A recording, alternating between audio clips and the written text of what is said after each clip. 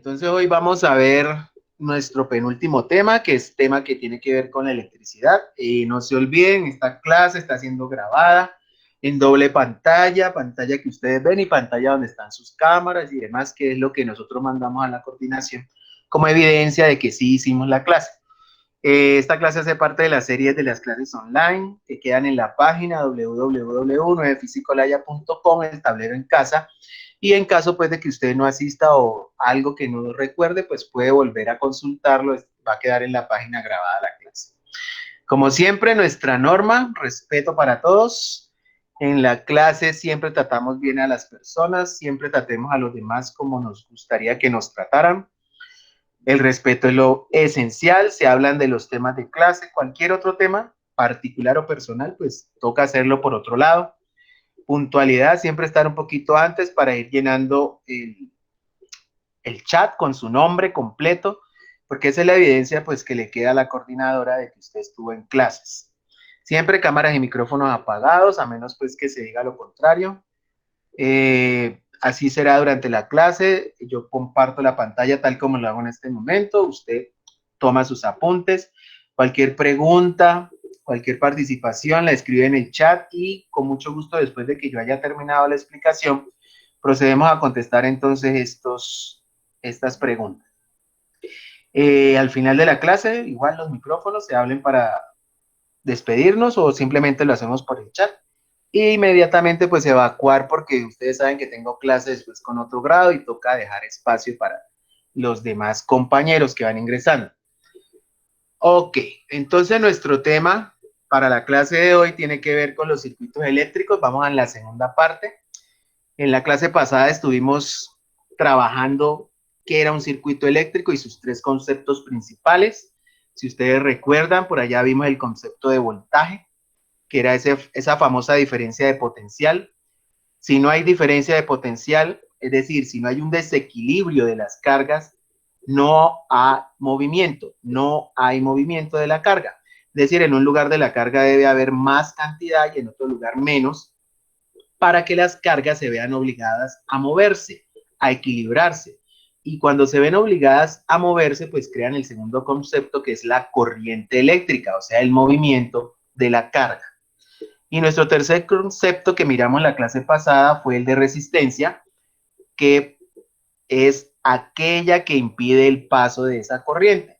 Y de esta manera permite regularla, permite darnos ciertas cantidades de voltajes y corrientes pues necesarias para cierto tipo de elementos eléctricos que se pueden utilizar en la casa, ¿no?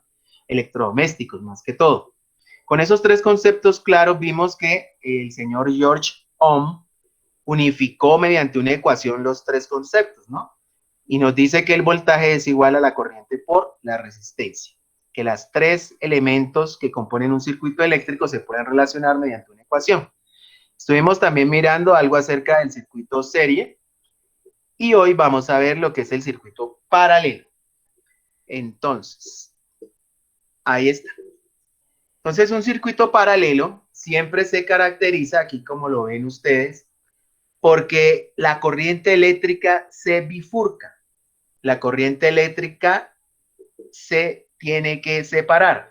Si entra por este lado la corriente eléctrica, se va a encontrar con un elemento que se llama nodo, que es este que está aquí.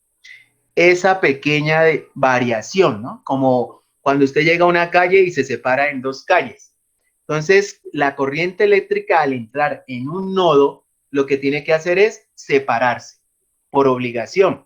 No pasa esto en el circuito en serie. En el circuito en serie no hay separación de la corriente eléctrica y por lo tanto la corriente eléctrica es la misma por todas las resistencias, pasa la misma cantidad de corriente. Pero en este sistema no pasa la misma cantidad, por lo que se divide, se fracciona la corriente eléctrica, se convierte en un fraccionario. Una parte va para la resistencia, en este caso, para la resistencia 1, y otra parte va a la resistencia 2. ¿Qué determina la cantidad que va a ir hacia una parte o hacia la otra? Simplemente la resistencia.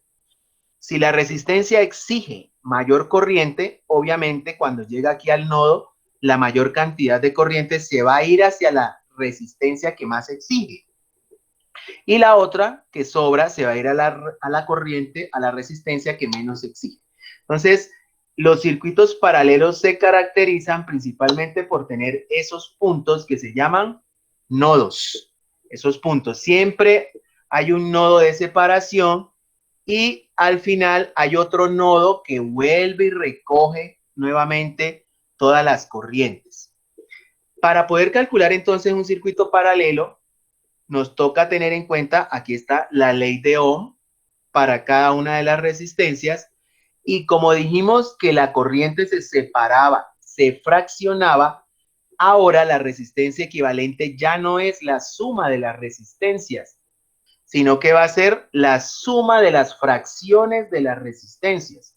Ya son fraccionarios, por lo que la corriente se fraccionó, se dividió. Entonces, cuando vayamos a calcular, en el ejemplo que vamos a poner hoy, la resistencia total o equivalente, esta ya no va a ser una suma normal, como lo hacíamos con el circuito serie. En el circuito serie decíamos, la primera resistencia vale 5 y la otra vale 2. Pues la resistencia total eran 7. Se sumaba normalmente. Aquí no, porque la corriente comenzó a repartirse, entonces las resistencias también se fraccionan. Como lo hemos dicho, la corriente entra, se divide, pero nuevamente cuando llega acá al siguiente nodo, otra vez se encuentran las corrientes, vuelven y se encuentran. Y esto hace que la corriente otra vez vuelva a tener su flujo normal y en ecuaciones eso significa que vuelven y se suman. Que a pesar de que se dividieron al inicio, al final la corriente total es la suma de las corrientes en las que se ha dividido, que en este caso tenemos un ejemplo de 2, pero pueden ser 3, 4, 5, en fin. El voltaje, o sea, la diferencia de potencial en este caso paralelo se mantiene, es decir, es igual. El voltaje total, la diferencia de potencial, esa caída de carga, es igual para la resistencia 1 y es igual para la resistencia 2. Entonces, generalmente lo que uno calcula acá para terminar el circuito son las corrientes eléctricas que vienen a ser la división entre el voltaje total del circuito y la resistencia total del circuito. Como siempre, lo primero que se hace en un circuito de estos es hallar la resistencia equivalente o la resistencia total. Entonces, miremos en un ejemplo que está al lado, a mano derecha, ¿cómo lo haríamos? Con números. Entonces, resulta que en este circuito tenemos dos resistencias. Nuestra primera resistencia, pues, es una resistencia de 10 ohmios, que están aquí, y nuestra segunda resistencia es una resistencia de 25 ohmios. Ambas están unidas en un circuito paralelo porque aquí hay una bifurcación, aquí hay un nodo. Después de que nosotros veamos esto, una separación o una unión, ya uno dice el circuito no es en serie, el circuito debe ser paralelo. ¿Qué voltaje le vamos a colocar a este circuito? Una pila de esas normales de 1.5 voltios es la que vamos a utilizar en el circuito. Entonces, como siempre, el primer paso, vamos a hallar la resistencia equivalente, es lo primero que tenemos que encontrar. En este caso, como son dos resistencias, pues sería 1 sobre R1 más 1 sobre R2. Si hay más resistencias, aquí le colocaríamos más 1 sobre R3, más 1 sobre R4, y así sucesivamente hasta que cubriéramos todas las resistencias del circuito paralelo. Entonces, en este caso tenemos dos, simplemente lo que hacemos es sustituir los datos en la ecuación. Entonces, R1, acá tenemos que vale 10 ohmios, entonces aquí la sustituimos. Y R2 nos dice que vale 25 ohmios, entonces en esta parte la sustituimos. Lo que hacemos ahora es una simple operación que ustedes ya conocen, que ustedes han llamado la carita feliz, por un lado, y que es multiplicar el numerador por el denominador en cruz para hallar el valor que está en la parte superior. En este caso sería pues 1 por 25, pues nos darían los 25, más 10 por 1, pues nos daría el valor de 10. Y en el denominador, entonces tendríamos la multiplicación de los dos denominadores, que nos daría este valor, ¿no? Al resultado final que tenemos aquí, entonces nos quedaría en la parte superior los 35 de la suma y en la parte inferior los 250. Pero como esto es un inverso de una resistencia, aquí se observa, ¿no? Es un inverso, un número inverso este. Nosotros no necesitamos este resultado, sino el inverso de ese resultado. Es colocar el denominador como un numerador y al contrario el numerador como un denominador. Para poder resolver la ecuación, toca hacer la inversión, o sea, darle la vuelta, por decirlo así, a los numeradores. ¿Y cómo nos quedaría entonces nuestra nueva ecuación? Nos quedaría en la parte superior el 250, que antes era el denominador, y en la parte inferior nos quedaría el 35. Aquí ya podemos hacer nuestra división numérica de esos dos números, 250 dividido 35, que nos daría un resultado de 7.14 ohmios. Entonces aquí ya podemos empezar a hacer un pequeño análisis, ¿no? Cuando hacemos en serie, si estos dos estuvieran en serie, si este estuviera al lado del otro, 10 aquí al ladito estuviera la resistencia de 25, simplemente la sumaríamos. Nos daríamos 10 más 25, 35, y de una vez la resistencia total daría 35. Sin embargo, que aquí tenemos los mismos números y miren que nos da una resistencia menor que las dos anteriores, porque 7.14 es mucho menos que 10, es mucho menos que 25. Y como es menos que esos dos valores, ya nos está diciendo que aquí vamos a tener un ahorro de energía. Que cuando hacemos un circuito en tipo paralelo, vamos a disminuir la resistencia y por lo tanto vamos a tener un ahorro de energía. Mientras que si lo hacemos en serie, se va a aumentar el valor, nos daría 35, que es mucho más que 10, que es mucho más que 25. Entonces, partiendo de este primer dato que tenemos, que es nuestra resistencia total o nuestra resistencia equivalente, con ese dato tenemos que ahora sí resolver todo el circuito. Estas dos resistencias, la de 10 y la de 25, se unieron y se transformaron en esta resistencia de 7.14, que fue la que acabamos de hallar. Entonces, esta resistencia total es nuestra nueva resistencia llamada equivalente. Ya tenemos entonces la resistencia total, ya tenemos entonces el voltaje total.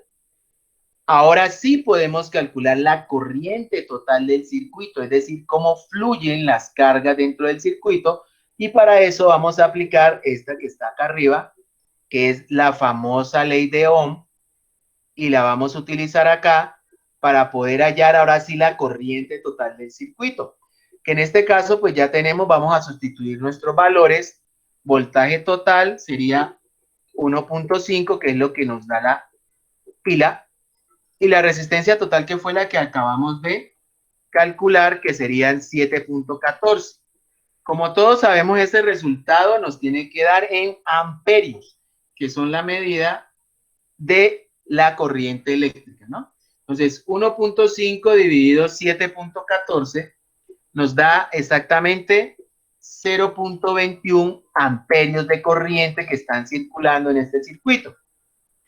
Ahora, la pregunta es, ¿y cuánto circula en cada una de las resistencias? Ya tenemos nuestros tres datos, tenemos voltaje total, resistencia total, corriente total. Ahora sí nos podemos devolver a las otras dos resistencias, utilizando los principios que ya conocemos. El primer principio nos ha dicho que en este circuito paralelo siempre los voltajes permanecen constantes. Y si eso es cierto, eso quiere decir que nuestro voltaje de la pila de 1.5 voltios tiene que ser igual al voltaje que pasa por la resistencia 1 y tiene que ser igual al voltaje que pasa por la resistencia 2. Por eso en la parte superior he colocado el mismo resultado para los tres. Es igual porque la ley lo dice así. Los voltajes son iguales siempre y cuando el circuito sea paralelo. Entonces yo cumplo con la ley y le doy su valor a cada uno. Y aparece un nuevo dato, ¿no? Ya tengo B sub 1, ya tengo R sub 1, ya puedo calcular la corriente que pasa solo por la resistencia 1. Ya tengo B sub 2, ya tengo R sub 2, ya puedo calcular también la corriente que pasa por la resistencia 2. Entonces, lo único que hago es sustituir esos datos, ¿no? Entonces, para el caso de B sub 1, que aparece aquí, serían nuestros 1.5 voltios con esa resistencia que está ahí, que en este caso es de 10 ohmios. Y al dividir eso, pues ustedes saben, aquí nos va a dar entonces en amperios 1.5 dividido 10, 0.15 amperios, que son los que están recorriendo esta. Y aquí nos vamos a dar cuenta que esta resistencia solamente le está pidiendo 0.15 amperios a la corriente total del circuito, a la corriente total. Eso quiere decir que la otra parte de la corriente que se desvió en el nodo la está absorbiendo el 2, la resistencia 2. Veamos cuánto está absorbiendo. Entonces dice que el voltaje SU2 es 1.5, pero la resistencia SU2 es de 25.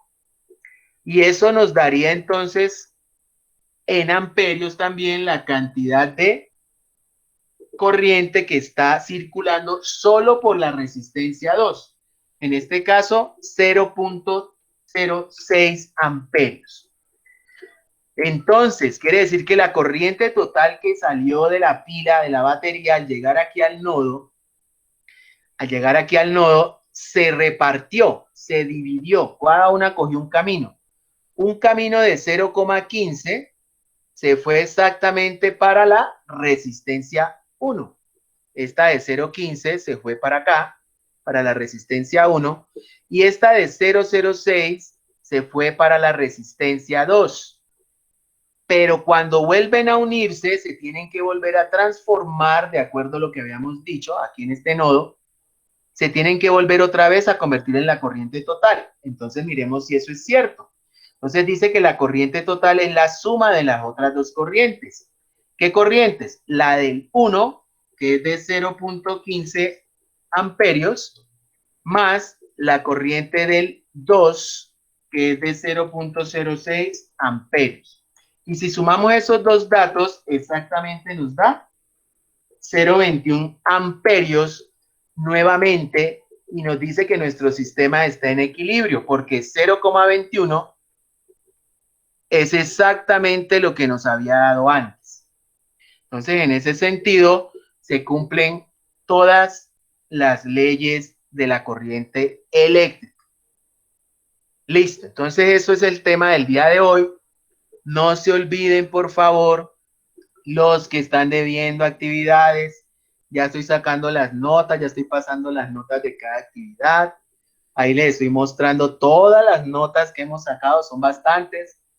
Ponerse al día los que faltan por ponerse al día. Recuerden que la otra semana ya tenemos nuestra última clase y la idea es que en esa semana se les deja a ustedes en EduPage la evaluación para que la hagan desde su casa. La evaluación sí queda en EduPage. Entonces usted ahí me entra con su correo. Son unas 2, 3, 5 preguntitas simplemente de lo que hemos visto durante esta época virtual, segundo corte, y usted las contesta y ya pues, son tipo IFE, ¿no? A, B, C, D. Usted contesta. Y eso es todo, muchachos, por la clase de hoy. Muchas gracias.